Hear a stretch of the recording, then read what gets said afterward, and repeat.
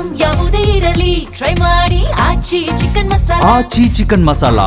ಹೆಂಡತಿ ಕಡೆಯವರ ಕಾಟಕ್ಕೆ ಬೇಸತ್ತು ದೇಶ ಬಿಟ್ಟು ದುಬೈಗೆ ಓಡಿ ಹೋಗಿದ್ದ ಗಂಡ ಹೆತ್ತವರನ್ನ ನೋಡಲು ಭಾರತಕ್ಕೆ ಬಂದರೆ ಇಲ್ಲಿ ಪೊಲೀಸರವರದ್ದೇ ದರ್ಪ ಅನ್ನೋದು ರೀತಿ. ಅಂದರೆ ಜೆ ನಗರ ಪೊಲೀಸ್ನ ಈ ಸಬ್ ಇನ್ಸ್ಪೆಕ್ಟರ್ ವಿರುದ್ಧ ಈಗ ಗಂಭೀರ ಆರೋಪವೊಂದು ಕೇಳಿ ಬರ್ತಾ ಇದೆ. ಒಂದು ಕಡೆ ಹೆಂಡತಿ ಕಡೆಯವರ ಹಲ್ಲೆ, ಮತ್ತೊಂದೆಡೆ ಪೊಲೀಸರ ಟಾರ್ಚರ್ ಅನ್ನೋದು.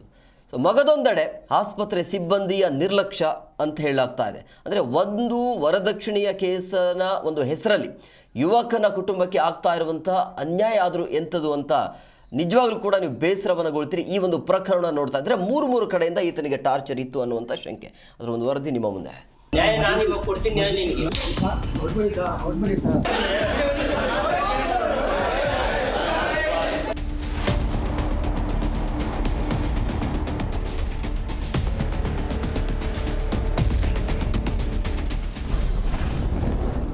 ಸೀಮಂತಕ್ಕೆ ತವರಿಗೆ ಹೋದ ಹೆಂಡತಿ ಬರಲೇ ಇಲ್ಲ.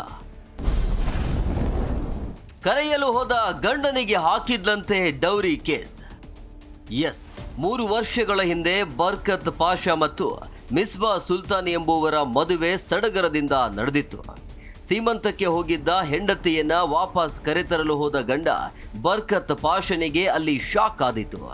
ನಾನು ನಿನ್ನ ಜೊತೆ ಬರೋದಿಲ್ಲ ಅಂತ ಗಲಾಟೆ ಮಾಡಿ ಹೆಂಡತಿ ಕಡೆಯವರು ಬರ್ಕತ್ ಮೇಲೆ ಹಲ್ಲೆ ನಡೆಸಿದ್ದಾರೆ ಅಂತ ಹೇಳಲಾಗ್ತಿದೆ. ಇದರಿಂದ ನೊಂದ ಗಂಡ ತಕ್ಷಣವೇ ಪೊಲೀಸ್ ಠಾಣೆ ಮೆಟ್ಟಿಲೇರಿ ದೂರು ನೀಡಿದ. ಆದರೆ ಇದೇ ದೂರು ಆತನ ಪಾಲಿಗೆ ಮುಳ್ಳಾಗತ್ತೆ ಅಂತ ಆತ ಭಾವಿಸಿರಲಿಲ್ಲ.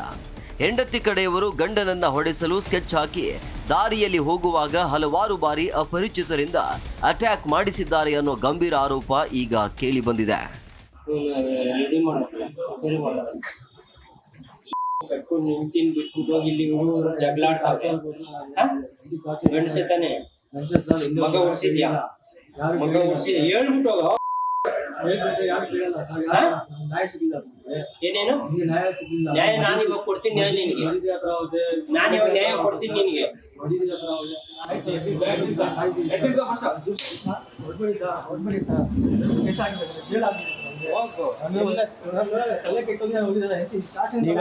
ದುಬೈಗೆ ಹೋಗೋಣ.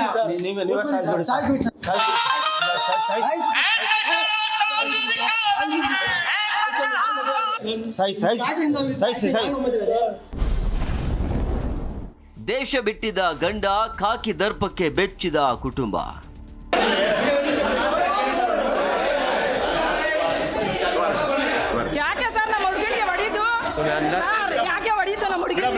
ಹೆಂಡತಿ ಮತ್ತು ಆಕೆಯ ಕಡೆಯವರ ನಿರಂತರ ಕಾಟ, ಪ್ರಾಣ ಬೆದರಿಕೆಯಿಂದ ಬೇಸತ್ತ ಬರ್ಕತ್ ಪಾಷಾ ತಾಯ್ನಾಡಿನಲ್ಲಿ ಬದುಕಲಾರದೆ ಆತ್ಮಹತ್ಯೆಗೆ ಮುಂದಾಗಿದ್ದ.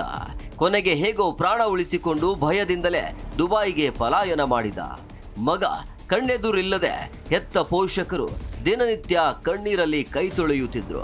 ಇತ್ತೀಚೆಗಷ್ಟೇ ಹೆತ್ತವರನ್ನ ನೋಡಲು ಬರ್ಕತ್ ಭಾರತಕ್ಕೆ ವಾಪಸ್ ಬಂದಿದ್ದ.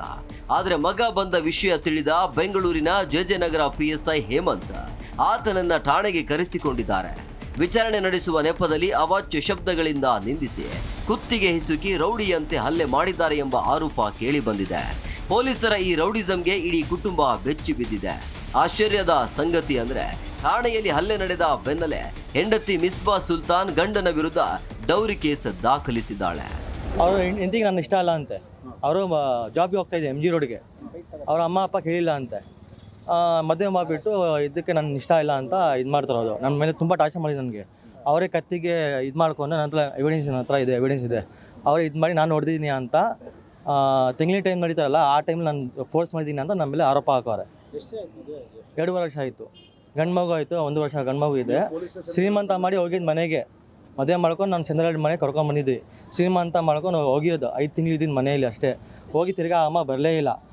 ಕರೆಯೋಕ್ಕೆ ಹೋಗಿದ್ರು ಅವ್ರ ಅಮ್ಮಗೆ ಹೊಡ್ಬಿಟ್ಟು ಗಲಾಟೆ ಮಾಡಿ ಕಳಿಸ್ಬಿಟ್ರು. ನಮ್ಮ ಮೇಲೆ ತುಂಬ ಅನ್ಯಾಯ ಆಗ್ತಾಯಿದೆ. ಇಲ್ಲಿ ನಮ್ಮ ಸೊಸೆ ನಮ್ಮ ಮಗ ಗಲಾಟಿನಲ್ಲಿ ನಮ್ಮ ಚಿಕ್ಕ ಹುಡುಗಿಗೆ ಹೊಡ್ಬಿಟ್ಟಿದ್ದಾರೆ. ನಮ್ಮ ಸೊಸೆ ಮನೆಯವರು ತುಂಬ ಸೀರಿಯಸ್ ಇದ್ದಾರೆ.